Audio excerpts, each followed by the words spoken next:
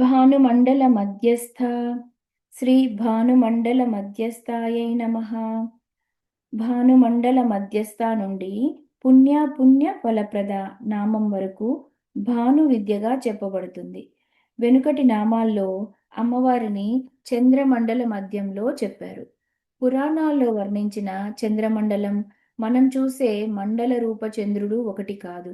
మనం చూస్తున్న సూర్యాది మండలములకు పైన అంతరిక్షంలో ఒకానొక తేమ కలిగిన చల్లని ఆర్ద్ర భూమిక ఏదో ఉందని భావించాలి. దీనినే పోతన గారు భాగవతంలో వామనావతారాన్ని వర్ణిస్తూ చెప్పారు.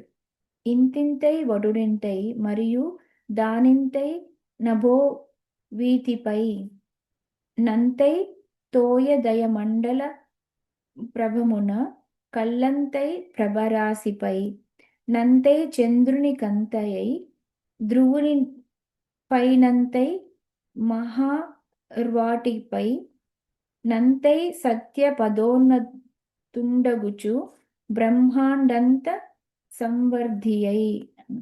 సూర్యమండలం పైన చంద్రమండలం ఉందని మన శాస్త్రం చెప్తోంది. యోగ శాస్త్రంలో కూడా సూర్యమండల స్థానమైన అనాహతం చక్రం పైన చంద్రమండలం ఉంది. అదేవిధంగా మనం చూస్తున్న సూర్యమండలానికి పైన చంద్రమండలం ఉంది. అంతదాకా ఇప్పుడున్న మన విజ్ఞానం ఎదగలేదు. కానీ దీనిని మన ఋషులు దర్శించి చూపించారు. ఆ చంద్రుడు మనకి తెలియడు, కానీ ఆ ఆర్ద్ర లక్షణం మనం ప్రస్తుతం చూస్తున్న చంద్రుని యందు దొరుకుతోంది కాబట్టి మనం దాని యందు అమ్మవారిని భావించడం చేయవచ్చు. చంద్రమండలంలో అమ్మవారిని భావిస్తూ లలితా సహస్రం చదివితే చాలా శ్రేష్టం. పూర్ణచంద్ర బింబం వచ్చినప్పుడు ఆ రోజు అమ్మవారిని ప్రత్యేకించి పూజ చేయాలి. చంద్రమండలంలో వచ్చే కళల ప్రకారంగానే మనకి వచ్చే నిత్య తిథుల ప్రకారంగా అమ్మవారిని ఆరాధన చేయాలి. చంద్రుడు మనస్సుకి కారకుడు కనుక మనస్సు బాగుపడుతుంది. చంద్రమండలంలోని అమ్మవారిని ధ్యానిస్తూ ఆవు పాలను నైవేద్యం పెట్టి వెన్నెల పడుతూ ఉండగా లలితా సహస్రం చదివితే చాలా విశేషం. కొంతకాలం ఇవన్నీ చేయగా ఎప్పటికైనా అమ్మవారి అనుగ్రహం కలిగి ఈ నామాలలో ఉన్న అంతరార్థాన్ని తెలుసుకునే జ్ఞానం వస్తుంది. త్రేతాయుగంలో శ్రీరామచంద్రునికి పరశురాముడు ధనుర్బాణాలను ఇచ్చేశాక ఆయనలో విశ్వంస శ్రీమద్ రామచంద్రమూర్తిలోకి వెళ్ళిపోయింది. అంటే విష్ణువంశ, ఆయన విష్ణువంశ, పరశురాముడి విష్ణువంశ శ్రీరామచంద్రమూర్తిలోకి వెళ్ళిపోయింది. అప్పటి నుండి పరశురాముడు కేవలం తపస్వి. ఆయన సాధన కోసం దత్తాత్రేయుని ఆశ్రయించాడు. దత్తాత్రేయుల వారు మంత్రాన్ని ఇచ్చి దాన్ని సాధన చేయమన్నారు. తరువాత కొంతకాలానికి శ్రీ విద్య, శ్రీచక్రం విధానం ఉపాసనా విధానం అంతా చెప్పి దాన్ని చెయ్యమన్నారు. చాలా కాలం చేసి మళ్ళీ దత్తాత్రేయుల వారి వద్దకు వచ్చాడు. ఇంత సాధన అయ్యాక అప్పుడు జ్ఞానాన్ని బోధించాడు. ఈ పద్ధతినే ఇక్కడ వివరిస్తున్నారు. అందుకే అమ్మవారి పూజ అయ్యాక బాల భావానుసారేణ మమేదం హి విచేష్టితం మాతృవాత్సల్య సదృశం త్వయా దేవి విధీయతాం. అమ్మ, నేను బొమ్మలు పేర్చుకున్నట్టుగా చక్రం పెట్టి అటువైపు అమృతం పెట్టుకుని సర్వ ప్రపంచాన్ని ఆహరించే నీకు బిందువు వేసి ఇస్తున్నాను అంటే చిన్నపిల్లల పనిలానే ఉంది కదా తల్లి. నిజంలే, నాది చిన్నపిల్లల పని, నీది అమ్మ పని అన్నాడు భక్తుడు. తల్లి ఒక విద్యాలయ వసతి గృహంలో పిల్లవాణిని వదిలిపెట్టి వెళ్ళింది.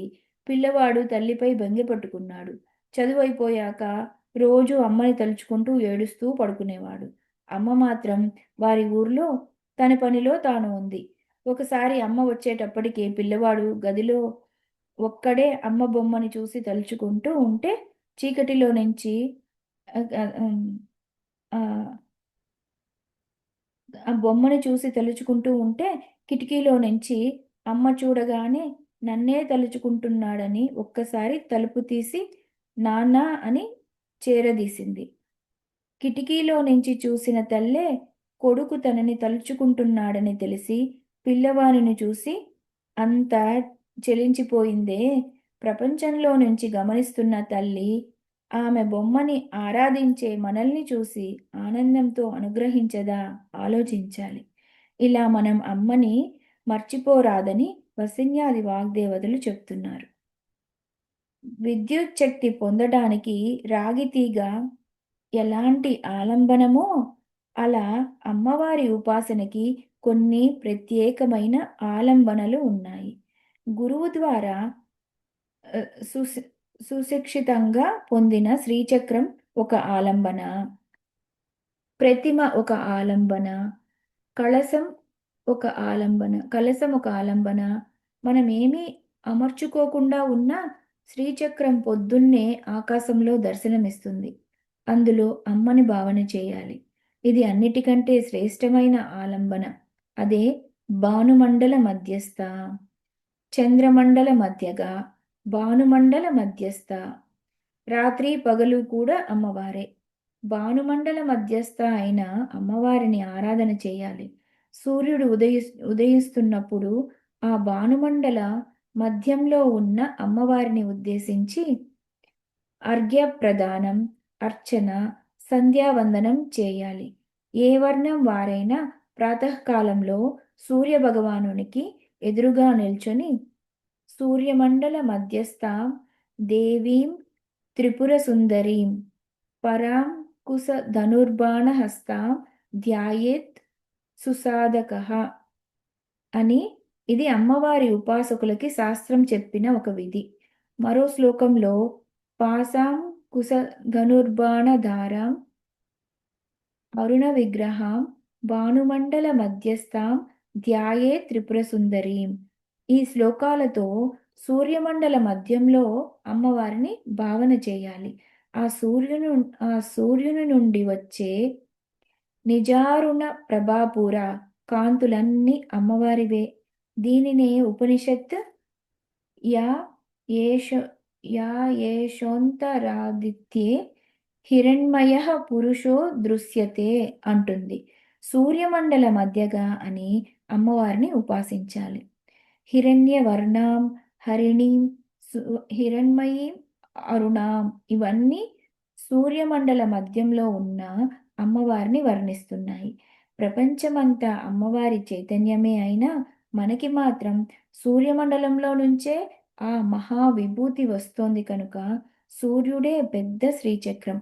ఆయన విష్ణు భక్తులకి విష్ణు స్వరూపం, శివభక్తులకి శివలింగం, శ్రీచక్ర ఉపాసకులకి శ్రీచక్రం.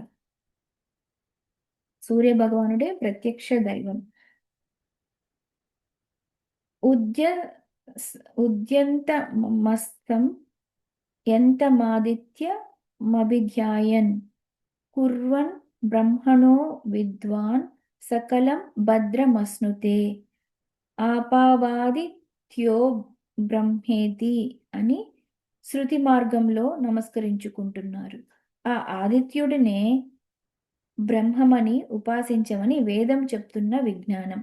12 మంది శ్రీ విద్యా ఉపాసకులలో ఒకడు సూర్యభగవానుడు. ఆ ఉపాసనా విద్యని ఇక్కడ ఆవిష్కరిస్తున్నారు. వియచ్చక్రం ఏది ఉందో అదే శ్రీచక్రం. వియచ్చక్రము అంటే ఆకాశ చక్రము. ఆకాశ చక్రం అంటే బయట కనపడే మహాకాశము.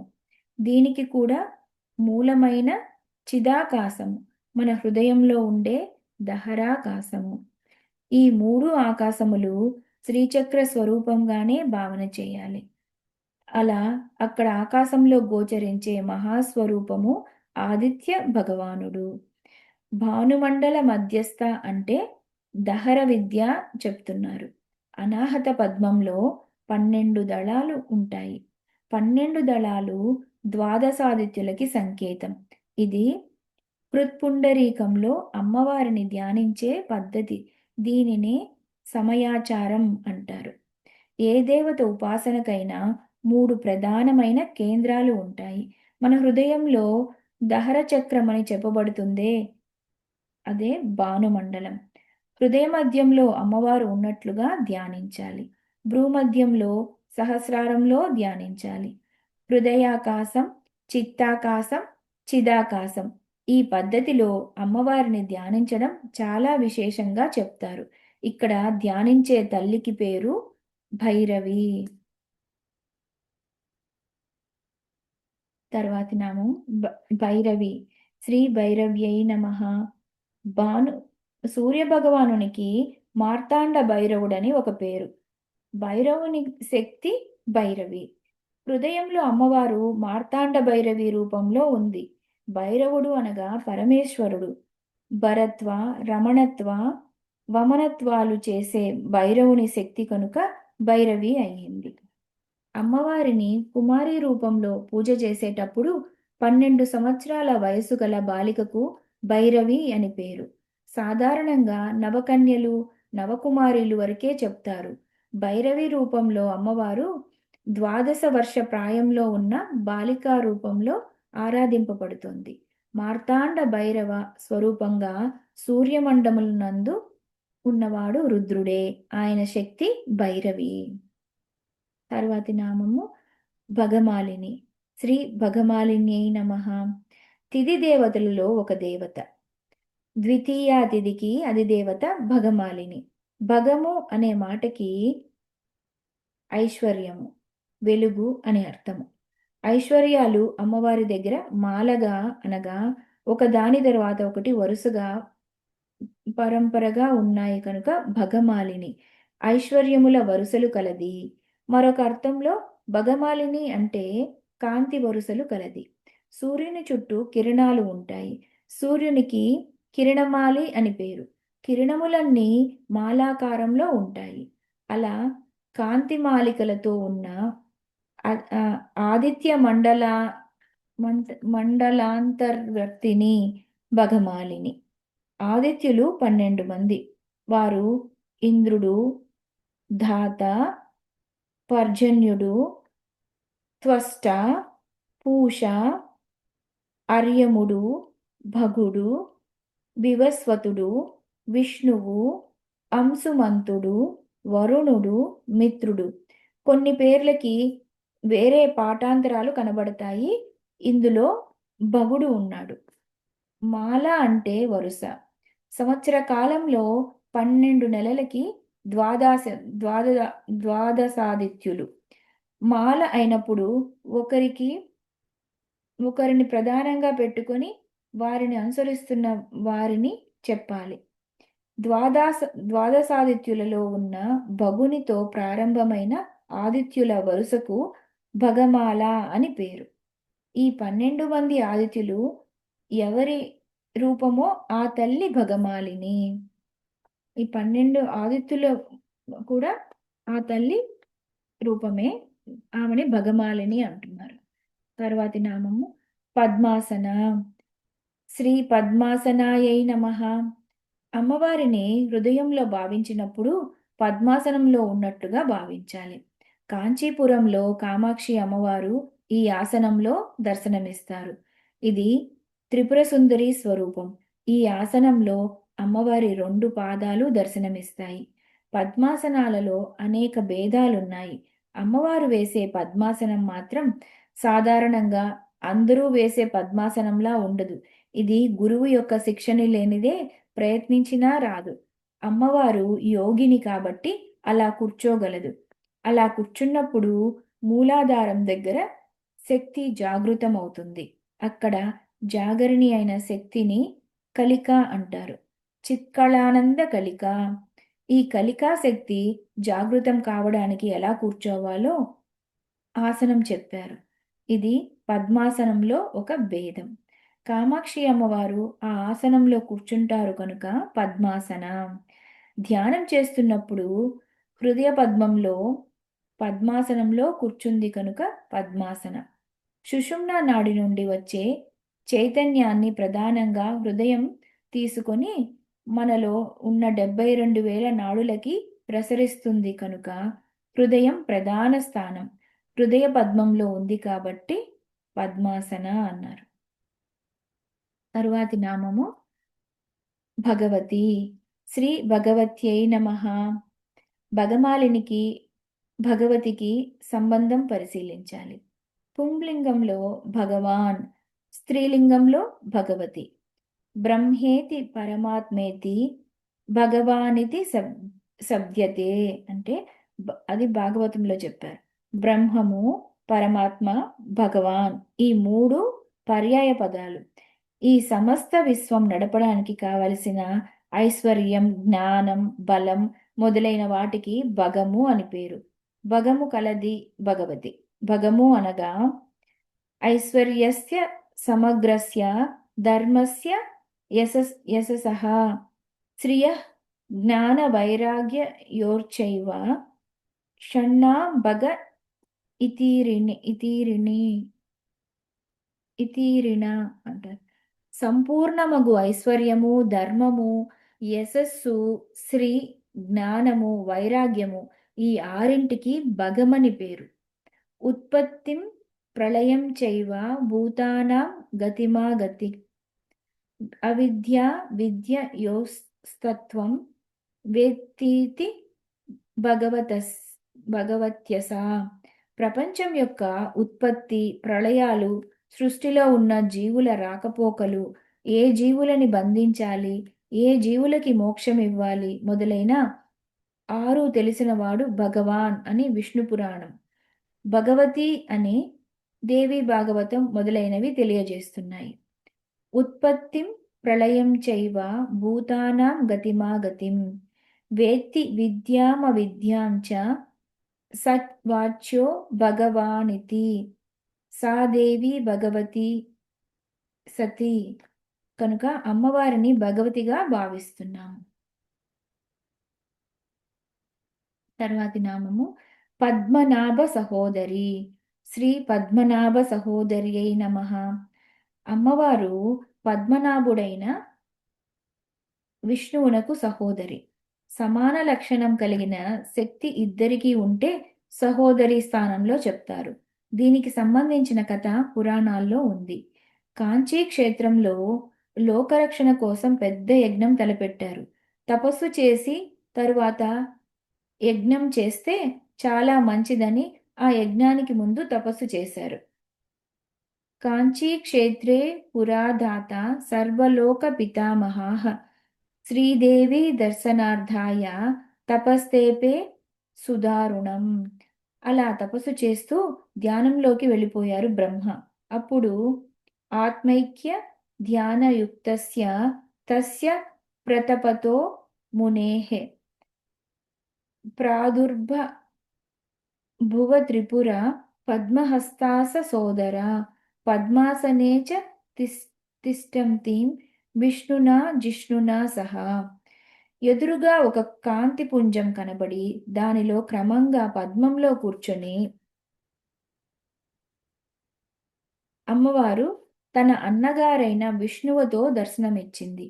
అలా బ్రహ్మకి పద్మాసనంలో భగవతి అయిన అమ్మవారు దర్శనమిచ్చింది కనుక పద్మనాభ సహోదరి. అమ్మవారు అన్నగారితో ఉన్న క్షేత్రం పూరీ జగన్నాథ క్షేత్రం. అక్కడ సుభద్రా రూపంతో ఉన్నది ఈ తల్లే. ఒకసారి రాధాదేవి ద్వారకకి వచ్చినప్పుడు శ్రీకృష్ణుని అష్టమహిమలు ఆమెని శ్రీకృష్ణుని అష్ట మహిషులు ఆమెని గోకులంలో కృష్ణలీలల గురించి చెప్పమని అడిగినప్పుడు రాధాదేవి వివరిస్తూ ఉంటుంది. రాధాదేవి కృష్ణుని గురించి చెప్తున్నప్పుడు అష్టమహిషులకి పారవస్యం కలిగింది. ఆ సమయంలో కృష్ణుడు, బలరాముడు, సుభద్ర కలిసి వస్తున్నారు. వారికి గుమ్మం దగ్గరికి రాగానే రాధాదేవి గొంతు వినబడింది. అక్కడే ఆగి రాధాదేవి చెప్తున్న కృష్ణలీలలు వింటూ ఈ ముగ్గురు ఆనందంగా కదలకుండా నిలబడిపోయారు. ఆ సమయంలోనే నారదుల వారు వచ్చి ముగ్గురిని చూస్తూ దండం పెట్టారు. రాధాదేవి కథ పూర్తి చేయగానే కృష్ణునికి బాహ్య దృష్టి వచ్చి నారదుడిని చూసి ఎంతసేపు అయ్యింది వచ్చి అని అడిగితే నారదుడు చాలాసేపు అయ్యింది. మీ ముగ్గురు అలా నిలబడి ఉంటే చూడటానికి చాలా బాగుంది. మీ ముగ్గురు ఒక క్షేత్రంలో ఉంటే చూడాలని ఉంది అంటే కలియుగంలో పూరీ క్షేత్రంలో ఇలాగే ఉంటాం. నీ కోరిక తీరుతుందిలే అని కృష్ణ పరమాత్మ చెప్పాడు. యా మేనా కుక్షి సంభూత సుభద్రా పూర్వజన్మని కృష్ణేన సహ దేవ దేవకాస్యస్మిన్ జన్మని కుక్షిక అని బ్రహ్మాండ పురాణోక్తి. పూర్వజన్మలో మేనా హిమవంతుల పుత్రిక అయిన పార్వతిగా జన్మించిన ఆమెయే శ్రీకృష్ణుని సోదరిగా జన్మించింది అని పై పురాణ వాక్య తాత్పర్యం. కాంచీపురంలో కూడా అమ్మవారు కామాక్షిగా ఉంటే సోదరుడైన విష్ణువు వరదరాజస్వామిగా ఉన్నాడు. శివుడు కూడా అక్కడే ఏకాంబరేశ్వరునిగా ఉన్నాడు. మరొక క్షేత్రంలో అమ్మవారు పాండ్యపుత్రికగా వచ్చినప్పుడు సుందరేశ్వరుని వివాహం చేసుకుంది. ఆ వివాహంలో అన్నగారైన విష్ణువు కన్యాదానం చేశారు. అప్పుడు అమ్మవారు అన్నగారికి ఉంగరం ఒకటి ఇచ్చి పెట్టుకో అన్నయ్య అంది. ఆ క్షేత్రంలో వెలసిన అందరూ అందగాళ్లే. శివుని పేరు సుందరేశ్వరుడు, అక్కడ విష్ణువు పేరు అళగన్ విష్ణువు. ఈ క్షేత్రం మదురైలో ఉంది. అక్కడ విష్ణువు చేతికి అమ్మవారు ఇచ్చిన ఉంగరం కనబడుతుంది. ఇక్కడ అళగన్ అంటే కూడా అందమైన వాడు అని తమిళంలో. ఇలా శివుని శక్తిని శివుని విష్ణువుని ముగ్గురుని కలిపి ధ్యానించడం ఒక ఉపాసనా పద్ధతి. శివుడే వ్యాపించిపోతే విష్ణువు అవుతాడు. వ్యాపకత్వాత్ విష్ణు, వ్యాపించింది శక్తి, ఆ శక్తి యొక్క పురుష రూపమే విష్ణువు. అమ్మవారు ఎవరో విష్ణువు ఆయనే, ఇద్దరూ ఒకటే కనుక అన్నా చెల్లెలు. దీనినే మూర్తిత్రయ రహస్యంలో వివరిస్తూ సృష్టి ఆదియందు ఒక పరంజ్యోతి ప్రకాశించింది. అది క్రమంగా 3 భాగాలై కాంతి వలయాలుగా బయటికి వచ్చింది. వాటిలో ఒక భాగం నుండి బ్రహ్మ లక్ష్మి, మరొక భాగం నుండి శివుడు సరస్వతి, వేరొక భాగం నుండి ఉమా విష్ణువు వచ్చారు. వీరు కవలలు అనుకోవచ్చు. ఇది దేవి మహాత్మ్యంలో ఉందన్నమాట, మూర్తిత్రయ రహస్యం. కాబట్టి బ్రహ్మలక్ష్మి సోదరీ సోదరులు, శివుడు సరస్వతి సోదరీ సోదరులు. సరస్వతి నామాలలో శివానుజాయై నమః అని ఉంది. అదేవిధంగా ఉమా విష్ణువు సోదరీ సోదరులుగా వచ్చారు. సోదరీ సోదరులు అనగా ఏకలక్షణంగా కలవారు. అప్పుడు బ్రహ్మ తన సోదరిని విష్ణువుకి, విష్ణువు తన సోదరిని శివునికి, శివుడు తన సోదరిని బ్రహ్మకి ఇచ్చాడు. ఇందులో అర్థం చూస్తే సృష్టితో పాటు వచ్చిన సంపదని ఎవరైతే బాగా స్థితి చేస్తారో వారికి ఇస్తే దానిని చక్కగా వినియోగం చేస్తారు. లక్ష్మిని స్థితికారకుడైన విష్ణువుకి ఇచ్చాడు. స్థితికారకుని నుండి వచ్చిన శక్తి అయిన అమ్మవారు లయకారునికి పక్కన ఉండి ఆ స్థితిని పరిశీలించుకుంటూ జాగ్రత్తగా వెళ్తుంది కనుక అమ్మవారైన వైష్ణవిని శివునికి ఇచ్చారు. లయం చేయడానికి జ్ఞానం చాలా ప్రధానం. జ్ఞానం లయ రెండూ ఒకటే. సృష్టి చేసినప్పుడు లయం అయిపోతుందేమో అనే అజ్ఞానం ఉండకూడదు. జ్ఞానం పక్కన ఉండాలి. కాబట్టి లయకారునికి జ్ఞానము సృష్టికర్తకి భార్య అయ్యింది. ఇలా ఒకదానికొకటి అన్వయం చేసుకోవచ్చు. ఈ విధంగా కూడా అమ్మవారు పద్మనాభ సహోదరి అయ్యింది. కాంచీపురంలో అమ్మవారు సోదరుడైన విష్ణువుతో బ్రహ్మదేవునకు దర్శనమిచ్చింది. ఇది వరదరాజ సమేత కామాక్షి అనే భావన చేసుకుంటున్నాం. శివ, విష్ణు, శక్తి ఈ 3 సత్వములు అనుసంధానం గొప్ప యోగము. ఇవి అనేక చోట్ల లలితా నామ స్తోత్రంలో కనబడుతూ ఉంటాయి. ఈ రహస్యాన్ని పట్టుకున్న వారిలో శంకరుని తరువాత శంకరులంతటి వారు అయ్యప్ప దీక్షితుల వారు. ఇక్కడ శంకరులంటే ఆదిశంకరాచార్య. ఆ మహానుభావుడు రత్నత్రయ పరీక్ష అనే ఒక గ్రంథం రచించారు. అయ్యప్ప దీక్షితుల వారు రత్నత్రయ పరీక్ష అనే గ్రంథం రచించారు. ఆ రత్నత్రయం అని చెప్పినప్పుడు ఈ 3 రత్నాలు శివరత్న, శక్తిరత్న, విష్ణురత్నములు అని చెప్పారు. మంత్రపరంగా కాది విద్యలో వాగ్భవ కూటోధారం, ఆ, కూటోద్ధారం ఈ నామాలలో ఉందని శ్రీ భాస్కరరాయల వారి దర్శనం. దీనికి మునుపు నామాలలో పద్మాసన అనేది కకారం, పద్మాసనుడు పద్మాసనుడైన బ్రహ్మదేవుని సూచించే అక్షరం క, భగ ఏకారం, వతి ఈకారం. ఈ పద్మనాభ సహోదరి నామానికి సోదరుడైన ఇంద్రుడు, ఇతన్ని సూచించే శబ్దం లా. సహోదరి నామంలో హ ఉ ఉంది, తదుపరి రి కలిపి హ్రీంకారాన్ని సూచిస్తుంది. పద్మాసన భగవతి పద్మనాభ సహోదరి, ఈ శ్లోకపాదం వాగ్భవ కూటాన్ని చెప్తుందన్నమాట. ఇక్కడ పంచదశి మంత్రంలో వచ్చే మొదటి కూటమైన వాగ్భవ కూటాన్ని సూచిస్తుందని చక్కగా చెప్పారనమాట. ఇది ఏంటి? పద్మాసన భగవతి పద్మనాభ సహోదరిలో కయే ఈ లహ్రీం అనే వాగ్భవ కూటంలో ఉండే బీజాక్షరాలు వస్తున్నాయి. నామాలలో మంత్రశక్తులు ఇలా గూఢంగా దాగి ఉన్నాయి. తరువాతి నామము ఉన్మేష నిమిషోత్పన్న విపన్న భువనావళి. శ్రీ ఉన్మేష నిమిషోత్పన్న విపన్న భువనావళై నమః. ఉన్మేషం అంటే తెరచుట, నిమేషం అంటే మూయుట. ఈ రెండింటిలోనే సృష్టి మొత్తం నిర్వహణ చేస్తున్నది. తెరుచుటలో ఉత్పన్నం, మూయడంలో విపన్నం, మధ్యలో స్థితి. కళ్ళు తెరిచి కళ్ళు మూయడంలోనే సృష్టి స్థితి లయలు చేస్తోంది. కళ్ళు మూసి తెరవడం మనకి ఎంత సులభమో, సృష్టి స్థితి లయలు చేయటం అమ్మవారికి అంత సులభం. అది ఈ నామంలో వివరిస్తున్నారు. దీనినే శంకరులు సౌందర్యలహరిలో వివరిస్తూ అమ్మవారు రెప్పవేయకుండా జగత్తుని రక్షిస్తుంది అని చెప్పారు. అప్పుడే స్థితి చక్కగా ఉంటుంది.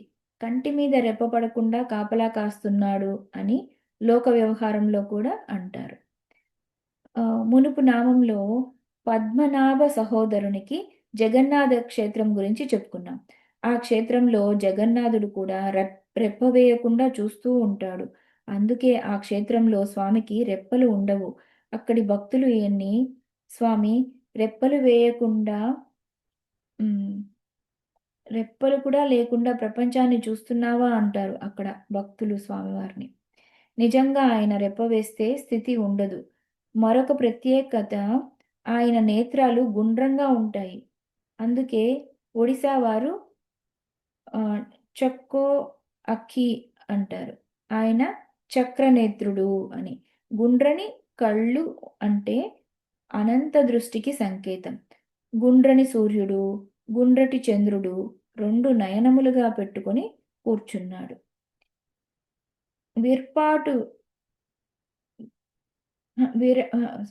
విరాట్ పురుష రూపంలో ఉన్న ఆ తల్లినే ఎన్నో రూపాలుగా దర్శిస్తున్నాం. ఉపనిషత్తు ప్రతిపాదించిన విధంగా 3 అవస్థలలోనూ జాగ్రత్, స్వప్న, సుషుప్తులలో విశ్వరూప, తైజస, ప్రాజ్ఞలుగా ఉన్న ఆ తల్లే సమాధ్యవస్థలో తురీయ భూమికలో తురీయ భూమికలో సర్వావస్థ వివర్జితగా ఉంది. అకార ఉకార మకార తురీయ రూపంలో భాసిస్తోంది.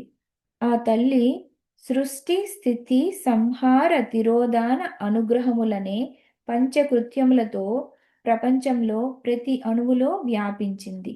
ఆ తల్లే పద్మనాభ సహోదరిగా సూర్యమండలంలో ఉంటూ ప్రపంచాన్ని నడుపుతూ ఉన్నది. కళ్ళు మూసి కళ్ళు తెరిచేలోనే సృష్టి స్థితి లయలు చేస్తున్న తల్లి అని చెప్పడంలో స్పందన శక్తి అని అర్థం. ఇదే చైతన్యం. చైతన్యం చేతనే సంకోచ వ్యాకోచములు రెండూ జరుగుతూ ఉంటాయి. ఈ సంకోచ వ్యాకోచనాత్మకమైన పద్ధతి ప్రతి కణంలో ప్రతి క్షణంలో జరుగుతూనే ఉన్నది. సృష్టి స్థితి లయలు అంటే ఎప్పుడో కల్పాంతంలో ప్రళయం అని మాత్రమే కాదు, ప్రతి అణువులో నిత్యం జరుగుతూ ఉన్న నిరంతర ప్రక్రియ. ఆ స్పందనాత్మకత శక్తి ఇక్కడ కనులు తెరిచి, కనులు మూయడం అనే భావనలో తెలుసుకోవాలి.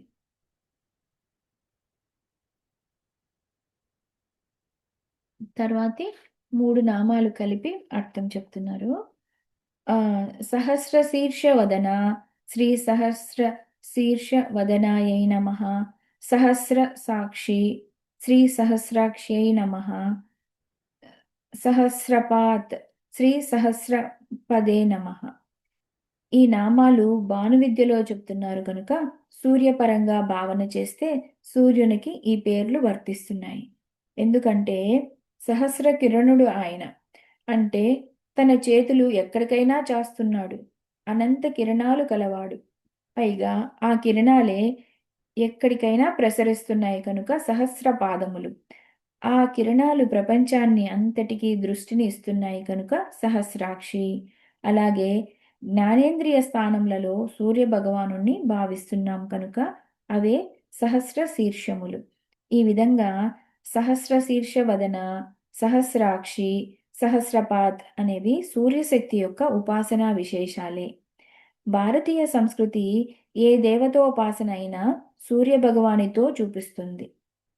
సూర్యునితోనే ఆయన సూర్య భగవానునితోనే చూపిస్తుంది. ఎందుకంటే ఏ దేవత ఆరాధన చేసినా అగ్నిహోత్రంలో హోమం చేస్తేనే ఏ దేవతకైనా అందుతుంది. ఇది మనం రగిల్చిన అగ్ని. మనం రగల్చకుండానే తనంతట తాను రగులుతున్న అగ్ని సూర్య భగవానుడు. ఆయనే అసలైన అగ్నిహోత్రం. ఏష చైవాగ్నిహోత్రం చ ఫలం చైవాగ్నిహోత్రిణాం వేదాశ్చ క్రతశ్చైవ క్రతॄణాం ఫలమేవ చ. ఇది ఆదిత్య హృదయంలో వస్తుందన్నమాట. ఇది హగం సస్సుచిత్ వసురంతరిక్ష సదోతద వేదిషత్ అని వైదిక మంత్రం.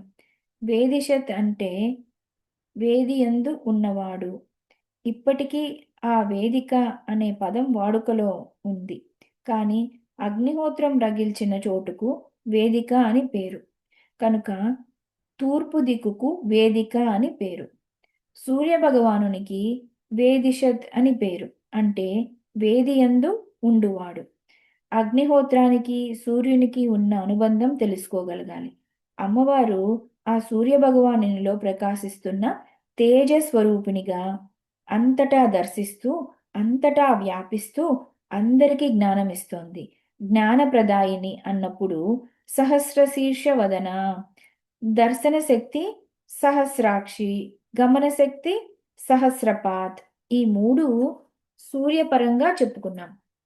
రెండవది ముందు నామాలలో విరాట్ పురుష వర్ణనలో చెప్పుకున్నాం. ఇక 3వ భావం విశ్వరూప దర్శనం.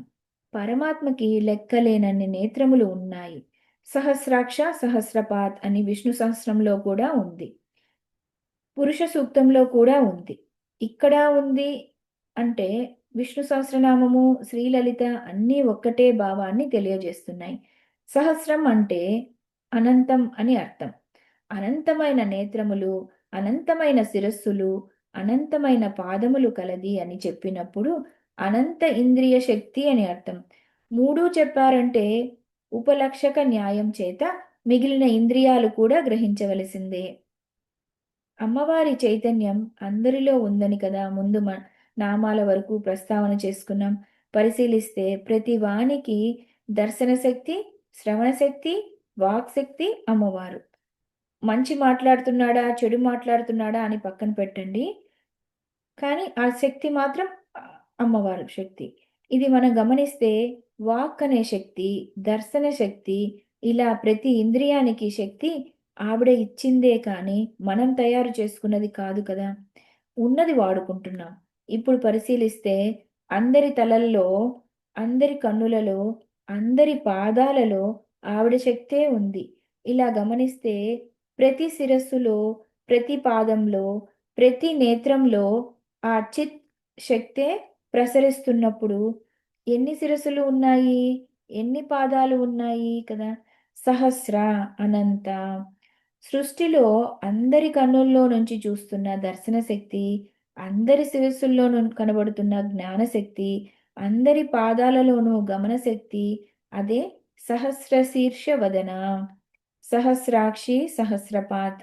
ఇలా చూడగలిగితే అఖిల రూపములు తన రూపమైన వాడు, ఆ ఆది మధ్యంతములు లేక అలరువాడు అన్న గజేంద్రుని మాట అర్థమవుతుంది.